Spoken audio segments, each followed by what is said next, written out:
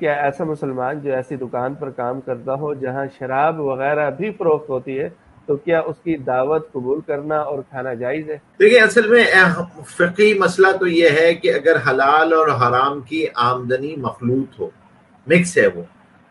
Because اگر وہ کہیں پہ سیلر ہے یا اس کا پمپ اسٹیشن ہے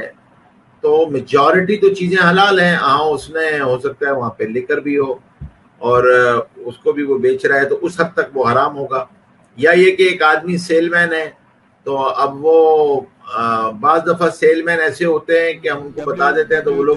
خود احتیاط کرتے ہیں اس بات سے کہ وہ شراب وغیرہ خود اٹھا کے نہ دیں اور شراب وغیرہ خود ہی اٹھا لے. لیکن اگر کوئی خدا نخواستہ انوالو ہو بھی گیا ہے اس کے اندر تو اس حد تک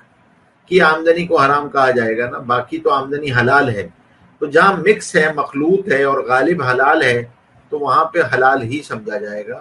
اور اس جگہ پہ کھانا جو ہے وہ آپ کا جائز سمجھا جائے گا. بہت زیادہ امین کیونکہ مسئلہ ہو تو بعض حضرات یہ کہتے ہیں کہ بھائی آپ بھی اپنے ساتھ کوئی کھانے کی چیزیں لے جائیں جتنی مقدار میں آپ کھاتے ہیں، کوئی ایسی چیزیں جو ہے وہ ہدیے کے طور پہ وہاں لے جائیں.